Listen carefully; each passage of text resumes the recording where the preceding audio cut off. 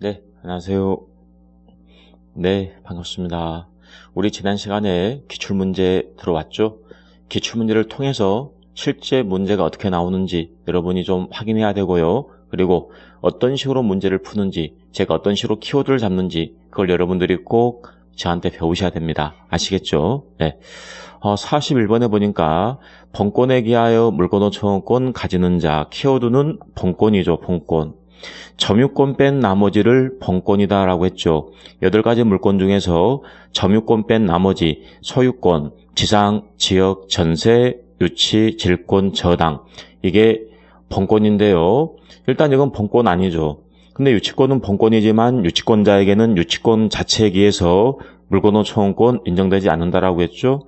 여기 보니까 전부 다 여기서 보니까 등기 안 했습니다. 번권자 아니죠. 그 다음에 무허가 건물의 양수인, 이것도 마찬가지 등기 안 했다라는 걸 의미하는 거고요. 그 다음에 명의 신탁자, 계약 명의 신탁자. 그럼 여기에서 신탁자 같은 경우에도 번권 자체는 아니라고요. 그래서 이 문제 자체는 여러분 볼 필요 없습니다. 네, 이 문제 자체는 정답 없음 처리됐던 문제이기 때문에 굳이 볼 필요는 없을 것 같습니다. 여러분들이 좀 기억할 것은 번권이라는 것은 점유권 뺀 나머지를 번권이다라고 한다. 그리고 유치권 같은 경우에는 소유권에 기한 물권은 소유권에 관한 이 규정을 준용한다라는 규정이 없기 때문에 유치권 자체에 기해서 청구할 수는 없고요. 점유권에 근거해서 청구할 수가 있다. 이 정도 기억하시면 되겠습니다. 자, 42번에 보니까 부동산의 물권 변동이죠. 물권의 발생 변경 소멸. 자, 그럼 이 부분에 대해서 공식적으로 보여줘야 된다. 공식. 틀린 내용이네요. 자, 1번 보니까 명인방법으로 공시되는 물권의 변동, 키워드는 명인방법이 되겠죠. 명인방법. 자, 명인방법을 갖췄다라고 한다면 토지와 별개 부동산, 그렇죠. 토지와 별개 부동산 취급된다. 그 말은 별도 소유권이 성립할 수 있다. 키워드는 소유권입니다. 그렇죠. 만약에 임목등기를 했다라고 한다면 소유권뿐만 아니라 저당권의 대상이 될 수가 있지만 명인방법 같은 경우에는 소유권의 대상만 된다라고 했어요. 자, 그 다음 2번 질문이네요. 자, 2번 질문에 보니까 여기 쭉 보세요. 일단 키워드는 해제조건부 법률행위네요. 여러분, 해제조건이라는 것은 조건이 성취가 되면 효력이 발생해요, 소멸돼요? 효력이 소멸되는 겁니다. 효력이 소멸되는 것. 그래서 일단 상대방에게 등기가 넘어갔으니까 상대방이 소유권 취득했지만 문제는 조건이 뭐가 됐어요? 성취가 됐어요. 해제조건부 법률행위, 해제조건이라는 것은 조건이 성취가 되면 효력이 소멸된다. 소멸되기 때문에 소유권 자체가 원래 소유자에게 복귀돼야 되겠죠. 자, 그 다음에 4번 제문이네요. 자, 4번 제문에 쭉 보니까 미등기 건물의 원시취득자, 예를 들면 건물을 신축했어요. 건물을 신축했지만 아직 보존 등기를 안 했습니다. 그 다음에 승계취득자, 매수한 사람이 있습니다. 그럼 이 경우에 매수한 사람 명의로 직접 등기할 수 있어요, 없어요? 있다라고 했죠. 그래서 이 등기 실체관계에 부합하는 유효 등기로 봅니다. 자, 그 다음 5번 지문이네요. 자, 5번 지문에 쭉 보니까 이미 시효가 완성이 됐네요. 자, 완성이 됐고요. 그 다음에 원래 소유자, 즉 시효 완성 당시 소유자가 근저당권을 설정했습니다. 자, 가능합니까? 시효 완성자가 등기하기 전까지는 여전히 소유자이기 때문에 얼마든지 자기 부동산에 대해서 근저당권 설정할 수가 있다는 겁니다. 그러면 제3자가 이 근저당권을 유효하게 취득했기 때문에 시효 완성자가 등기함으로써 소유권을 취득하는데 근저당권에 부담이 있는 소유권을 취득하게 되겠죠. 그래서 제한이 없는 소유권 취득한다. 틀렸습니다. 근저당권 설정 행위 자체가 유효이기 때문에 근저당권은 붙어있다라고 보시면 되겠네요.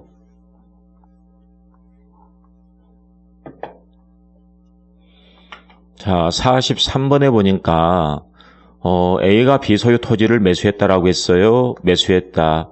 1992년 2월 2일이네요. 그런데 아직 등기는 없고요.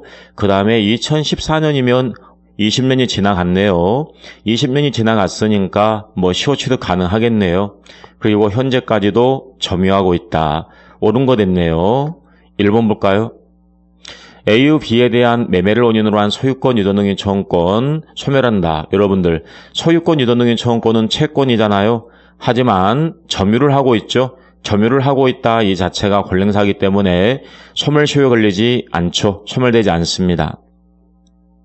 그 다음 2번 지문이네요.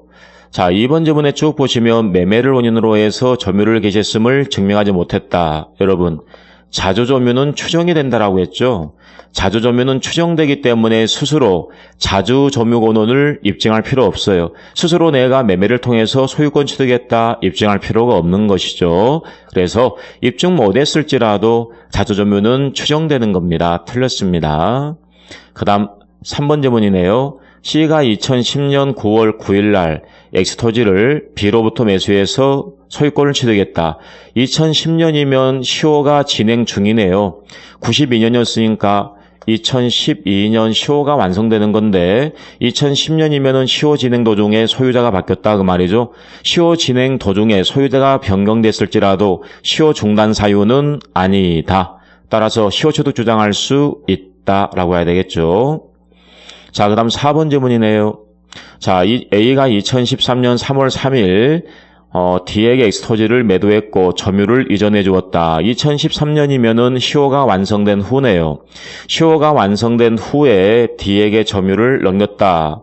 그러면 이 D 같은 경우에는 과연 직접 등기를 청구할 수가 있을 것인가? 이게 문제가 되는데요. 이 D가 있잖아요. 이 D가 A의 취득시효를 주장하는 경우에는 A가 가지고 있는 권리를 대신 행사 들어가겠지만 만약 이 D 있잖아요. 이 D가 자신의 취득시효를 주장할 수 있다라고 한다면 직접 청구할 수도 있을 겁니다. 그렇잖아요. 만약에 점유기간 중에 소유자 변동이 없다라고 한다면 역상 가능하다라고 했으니까요. 그래서 청구할 수 없다. 틀렸어요. 자, 그리고 5번 지문에 보니까 가등기가 격려가 되어 있습니다.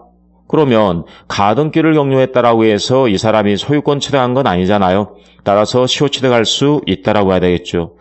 자, 25회 때 이 문제 있잖아요. 마찬가지. 이것도 정답 없음 처리가 됐던 문제입니다. 정답 자체가 없는 문제입니다.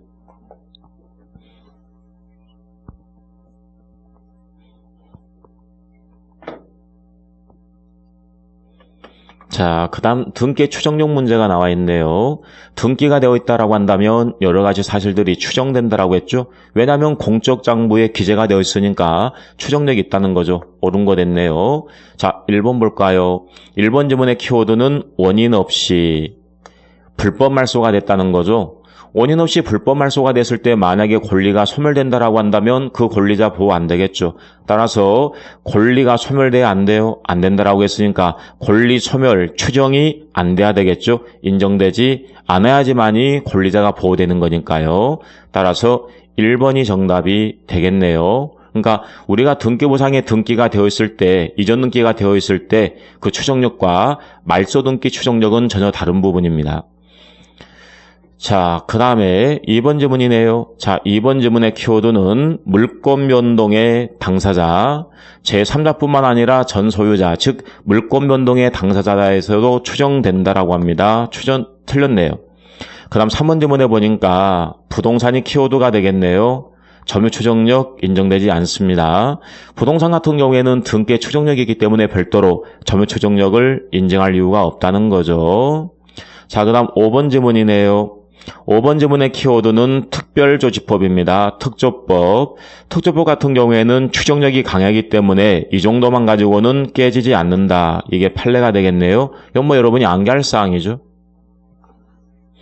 자, 그래서 정답 1번 되겠습니다. 자, 등기 추정력에 관한 문제. 자, 틀린 거 됐어요. 1번 볼까요? 이전 등기가 격려가 되어 있어요. 일단 등기가 격려가 되어 있다라고 한다면 원인과 절차, 적법 추정된다라고 했죠. 따라서 여기 보니까 적법 절차를 거친 걸로 추정된다. 원인뿐만 아니라 절차도 추정됩니다. 자, 그 다음에 2번 지문 쭉 보니까 전 소유자, 물권 변동의 당사자 추정된다라고 했습니다. 제3자뿐만 아니라 전 소유자에 대해서도 추정된다라고 보시면 되겠네요. 자, 그 다음 4번 지문이네요. 4번 지문에 보니까 등기 명의인이 등기 원인 행위의 태양이나 과정을 다소 다르게 주장한다라고 할지라도 어차피 등기라고 하는 것은 현재 권리 상태를 표상하면 되는 거예요.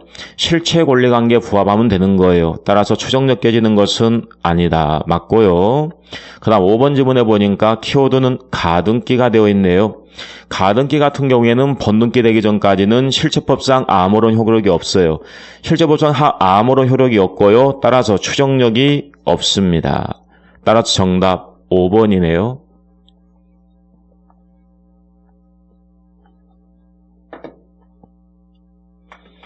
자, 46번에 보니까 주의해야 됩니다. 토지거래 허가구역이 아니라 토지거래 허가구역 밖에 있다라고 했어요. 네, 일반적인 거래를 생각하시면 되겠네요. 자, 그리고 여기 보니까 중간 생략 등기 합의가 있었고요. 틀린 거 됐습니다. 그럼 1번 볼까요? 의료갑에 대한 이전등기 처분권. 자, 소유권 이전등기 처분권 여전히 존재하고 있는 거죠. 소멸되지 않습니다.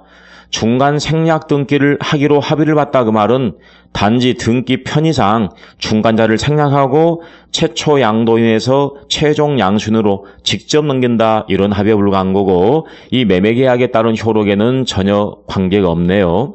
그래서 여전히 살아있는 거고요. 그 다음 2번 지문이네요. 2번 지문에 보니까 행위무능력, 지금은 이제 제한능력이죠. 이 당시 시험에 나올 때는 이제 행위무능력이었죠. 그러면 취소가 되었습니다. 제한 능력을 이유로 취소가 되었습니다. 이 취소는 절대적 취소다라고 했죠. 행위 능력이 없는 사람을 보호해야 되기 때문에 절대적 취소가 되겠네요. 따라서 제3자 병 보호받을 수가 없죠. 따라서 병명의 등기, 무효 등기 당연히 말소를 청구할 수가 있다라고 보시면 되겠네요. 자, 그 다음 4번 지문 볼까요? 4번 지문에 보니까 쭉 보세요. 중간 생략 등기 합의를 순차적으로 했다. 그런데 여기 보니까 갑의 동의가 없다. 이게 키워드가 되겠네요. 갑의 동의가 없다라고 한다면 최종적으로 중간 생략 등기 합의가 없다라고 보는 거죠. 전원 합의가 있어야 되는 거니까. 따라서 갑을 상대로 해서 즉 최종 양수인 병은 최초 양도인 갑을 상대로 해서 직접 등기를 청구할 수는 없겠죠. 왜냐하면 중간 생략 등기 합의가 없기 때문에. 따라서 정답 4번이죠. 그 다음 5번 지문에 보니까 쭉 보니까 합의 해제 이게 키워드가 되겠죠. 합의 해제가 됐다라고 한다면 계약관계는 삭제가 됐죠. 더 이상 이행할 필요가 없죠. 이행 거절할 수 있다. 이렇게 돼야 되겠죠.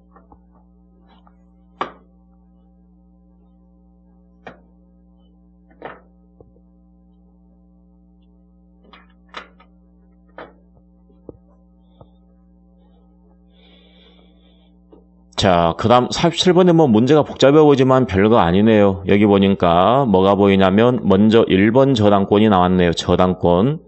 그리고 전세권 나왔네요. 끝났네요. 저당권하고 용익물권은 성립 손의를 따진다라고 했죠. 따라서 저당권보다 후순위 전세권 경매 들어왔다 소멸되겠죠. 그럼 당연히 뭐 저당권도 경매 들어가면 소멸되는 거고요. 마찬가지 여기도 저당권이 있네요. 소멸될 것이고요. 여기 쭉 보니까 뭐가 나와 있냐면 경매 신청 전에 유치권이 들어왔네요. 자, 압류가 된 후에 유치권이 들어왔다라고 한다면 유치권 소멸되지만 압류되기 전에 만약 유치권이 성립했다라고 한다면 유치권자 보호를 받게 되는 거죠. 결론적으로 유치권만 살아있고 다 소멸되니까 정답 3번이 되는 겁니다. 별거 없습니다.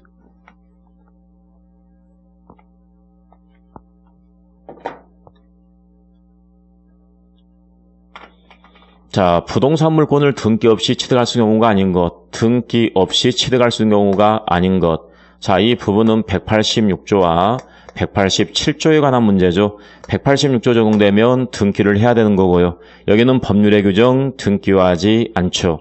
1번 지문의 키워드는 신축했습니다. 등기화하지 않습니다. 그 다음에 분묘기지권, 이거는 관습법상이죠. 관습법상의 지상권 등기화하지 않습니다. 그 다음에 상속 등기화하지 않습니다. 그 다음에 법정 법률의 규정이죠. 등기화하지 않습니다. 그 다음에 취득쇼가 완성이 됐습니다. 취득쇼가 완성이 됐을 경우에 소유권이나 지역권을 취득하려면 등기를 해야 되는 거죠. 정답 5번이네요. 우리가 일반적으로 소유권의 취득쇼를 공부하고 있지만 지상권, 지역권, 전세권에 대해서도 취득쇼 가능하다라고 했죠. 마찬가지네요. 자, 1번 지문에 보니까 상속, 그 다음에 법정갱신, 법률의 규정, 그 다음에 신축, 마찬가지. 그 다음에 5번 지문에 보니까 뭐라고 나와 있냐면 구조상, 이용상 독립성이 있어요. 그리고 구분행위가 있습니다. 현재 대법원 판례에 의하게 되면 구조상, 이용상 독립성이 있고요. 구분행위가 외부에 객관적으로 명백히 표시가 됐다라고 한다면 별도로 구분 등기 없이도 구분 소유권이 성립할 수 있다. 이게 현재 대법원 판례예요. 종전의 대법원 판례는 이거 꼭 기억해야 합니다. 종전의 대법원 판례 같은 경우에는 구분 소유권이 성립하려면 등기까지 해야 된다라고 했어요. 하지만 판례가 바뀌었다라고 했어요. 그래서 구조상, 이용상 독립성이 있고요. 그 다음에 구분 행위가 외부에 객관적으로 표시됐다라고 한다면 등기 없이도 취득한다라고 합니다. 자, 4번 지문에 보니까 현물 분할의 합의 이게 바로 계약이잖아요. 계약이기 때문에 당연히 등기를 해야 되겠죠. 186조가 적용되는 거죠. 정답 4번이네요.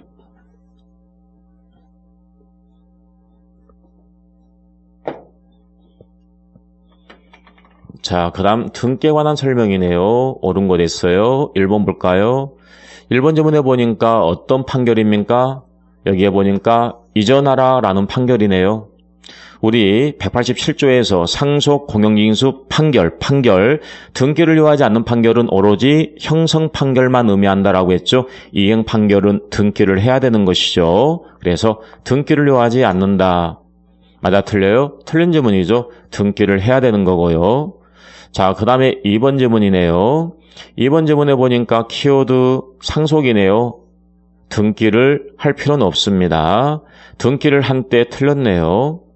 자, 그 다음 3번 지문이네요. 3번 지문에 보니까 채권 소멸됐네요. 그럼 저당권 있죠? 채권이 존재하지만이 저당권 나오는 거 아니에요? 저당권은 담보물권이죠. 채권 때문에 나온 거예요. 주와 종이죠. 따라서 주가 소멸됐다라고 한다면 종 당연히 소멸되는 겁니다. 당연입니다. 말소등기 없이 당연이죠. 자, 그 다음 5번 지문이네요. 자, 기존 건물이 멸실됐네요. 그리고 다시 건물을 신축했어요. 그렇다면 기존 건물의 등기를 신축 건물의 등기부로 사용할 수 있어 없어요? 이건 안 된다라고 했어요. 안 된다. 그 말은 효력이 없다. 표제부 등기 유형은 허용될 수 없다라는 것. 이게 판례가 되니까 정답 5번이 되겠네요.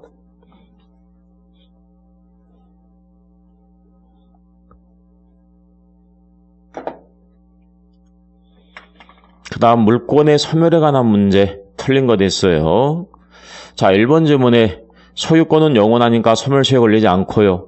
그 다음에 이 저당권 같은 경우는 채권 때문에 존재하는 거니까 채권하고 분리해서 별도로 소멸시효에 걸리지 않는다는 것 맞네요.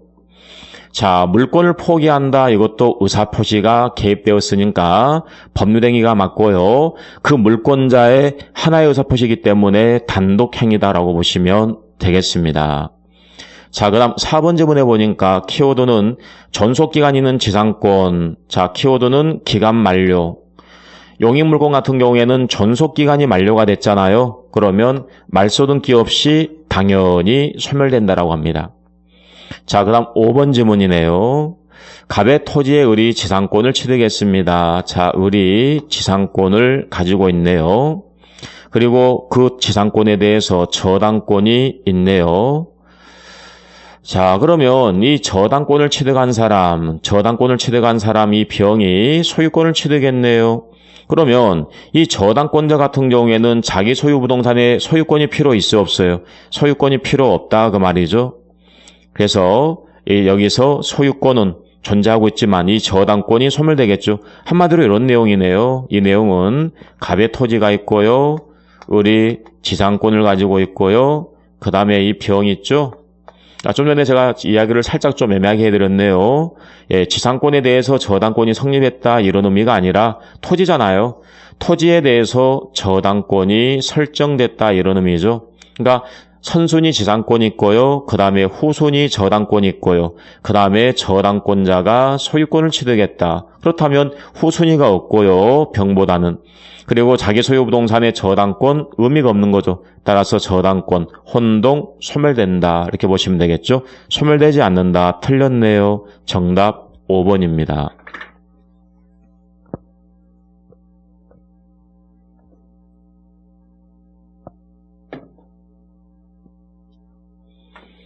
자, 그 다음 점에 관한 설명으로 틀린 거 됐어요. 자, 1번 질문에 보니까 선의점유자가 얻은 건물 사용이익. 자, 키워드는 사용이익입니다. 건물의 사용이익. 현재 대부분 판례에 의하게 되면 이 건물의 사용이익도 과실로 보고 있다라는 것. 자, 그 다음 2번 질문이네요. 건물 소유를 목적으로 타인 토지를 임차했다. 토지를 빌렸다 그 말이죠. 그러면 토지를 빌렸다는 것은 소유자가 있어요 없어요? 없잖아요. 빌렸기 때문에. 따라서 타주가 되겠죠. 그 다음 3번 질문에 점유물이 멸실 훼손됐습니다. 자, 민법 202조 멸실 훼손 책임에 관한 문제. 그러면 선인 경우에는 자주일 경우에는 현존이익 배상이었지만 만약에 소유자가 없는 타주였다라고 한다면 현존이익 배상이 아니라 전부 책임을 져야 되는 거죠. 손해 전부에 대해서 책임을 지는 겁니다. 따라서 정답 3번이고요. 그 다음 4번 질문에 자, 점유할 수 있는 정당 권한이 없다는 사실을 모르고 있는 선의점유자예요. 그런데 본권에 관한 소에서 패소 판결을 받았다. 더 이상 보할 만한 가치가 없기 때문에 뭐로 바뀐다? 악의로 바뀌는 건데요. 언제부터 바뀌는 거냐면 소 제기시부터 바뀝니다. 패소 판결 확정시가 아니었어요. 소 제기시부터 전환된다라는 사실. 왜냐하면 소를 제기하게 되면 이 사람이 의심을 품게 되겠죠. 나에게 점유할 권한이 없는가? 의심을 품고 있죠. 의심을 품고 있는 점유도 악의로 보는 겁니다. 그 다음 5번 질문에 보니까 공사대금 지급을 위해서 부동산에 양도담보 설정의 취지로 분양계약을 체결했다. 키워드는 양도담보 설정의 취지로 분양계약을 체결했다 그 말이죠. 그러면 이 수분양자 같은 경우에는 지금 직접 점유자가 아니라 뭐 하고 있는 건데요? 간접 점유하고 있다. 현재 대부분 판례에 의하게 되면 양도 담보를 통해서도 직접 점유와 간접 점유가 성립할 수 있다. 즉 이 양도 담보도 점유 매개 관계가 성립할 수 있다라는 것, 이게 판례가 되겠네요.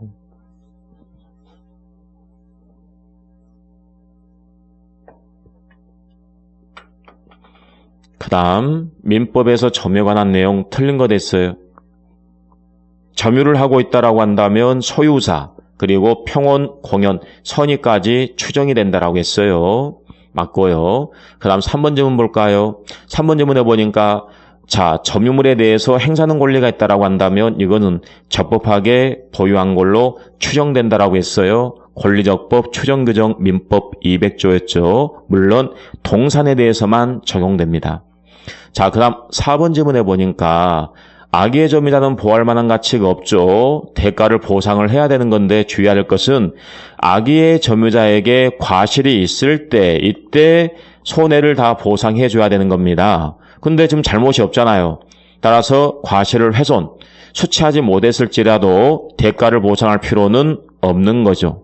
그래서 그거 주의해야 됩니다. 과실이 있을 게, 즉 고의과실할 때 이 과실 있죠? 과실이 있을 경우에 손해에 상응하는 대가를 보상을 해줘야 되는 겁니다. 자, 그 다음 5번 질문이네요. 자, 점유를 승계한 사람은 자기의 점유와 전 점유자의 점유를 아울러 주장할 수가 있다. 그러니까 자기만의 점유를 주장할 수도 있지만 앞사람의 점유까지 아울러 주장할 수도 있죠. 이걸 점유의 승계, 다른 말로 병합을 주장한다라고 하죠. 아무튼 정답 4번입니다.